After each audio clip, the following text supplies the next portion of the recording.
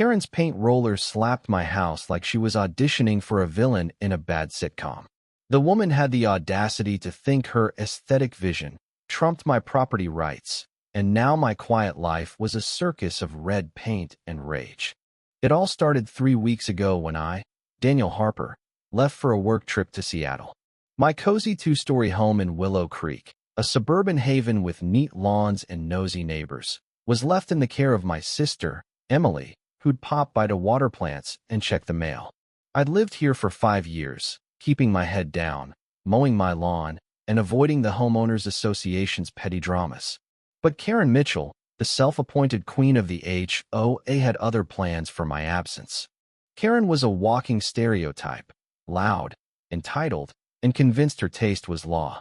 At 5 feet 4 inches and easily 300 pounds, she waddled through the neighborhood like a dictator in yoga pants, her pinched face radiating disdain for anyone who dared deviate from her community standards. She'd once fined a family for planting daisies instead of roses, claiming they lowered property values. Everyone groaned when her name came up, but nobody challenged her. She thrived on conflict, and her husband, a timid accountant, never reined her in. While I was away, Karen decided my house's beige exterior was an eyesore. "Beige is boring, Daniel," she'd snapped at me once during an HOA meeting I was forced to attend. "It drags down the whole street's vibe." I'd shrugged it off, thinking she'd move on to harassing someone else. I was wrong. Emily called me on day 3 of my trip, her voice trembling with disbelief. "Dan, you're not going to believe this. Karen's painting your house. Like, right now. Red. Bright red." I nearly dropped my coffee in the hotel lobby. "She's what? How? What?" Emily explained that Karen had shown up with paint cans, a ladder, and a roller, claiming she was improving the neighborhood while I was gone. She'd even roped in a teenage neighbor, Tim, to help, promising him community service hours for school.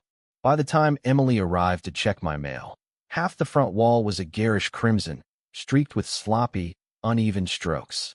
Karen stood there, hands on hips, barking orders like a general. I told Emily to call the police, but by the time they arrived, Karen had finished one side of the house and was starting on the back. The officers, 2 tired-looking guys who clearly didn't want to deal with an HOA spat, told Emily it was a civil matter and left. Karen, emboldened, kept painting. I booked the next flight home, fuming. My house wasn't just my sanctuary, it was my late parents' gift to me, a place filled with memories of their laughter and love. The thought of Karen defacing it made my blood boil. When I pulled into my driveway 2 days later, the sight hit me like a punch. My house looked like a crime scene, drenched in red paint that screamed Karen's arrogance. She was in my backyard, roller in hand, arguing with Mrs. Delgado, an elderly neighbor who'd come to see the commotion. Tim, the kid she'd roped in, stood awkwardly nearby, holding a paint can and looking like he wanted to disappear. "Karen, you can't just paint someone's house," Mrs. Delgado was saying, her voice sharp but shaky. Karen scoffed, her chins wobbling. "This is for the community's good." Daniel's beige monstrosity was an embarrassment. "You're welcome." I stormed over, my hands shaking with rage. "Karen, what the hell are you doing?" She turned, her smirk so smug I wanted to scream. "Oh, Daniel, you're back. I fixed your house. It's vibrant now, isn't it?" Vibrant?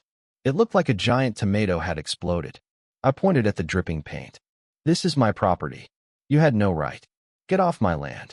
"Now." Karen crossed her arms, unfazed. "I'm HOA president. I have authority to enforce standards. You'll thank me when your property value doubles." Mrs. Delgado chimed in. "Karen, this is vandalism. You're breaking the law." Karen rolled her eyes. "Oh, please, Margaret. It's paint, not a crime. Stop being dramatic."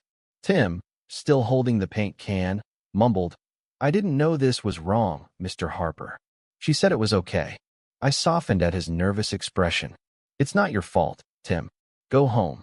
He bolted, leaving Karen alone to face the growing crowd of neighbors drawn by the shouting. The argument escalated fast. Karen doubled down, insisting she was saving the neighborhood. I pulled out my phone, recording her rant. You're trespassing and vandalizing my property, Karen. This is illegal, and I'm pressing charges. Her face turned purple. Charges? For improving your ugly house? You're pathetic. She swung the paint roller for emphasis, splattering red paint across my shirt. That was it. I called the police again, this time with video evidence and a crowd of witnesses. The cops arrived, and this time, they weren't so dismissive. Officer Ramirez, a no-nonsense woman, listened as I explained the situation, showing her the video.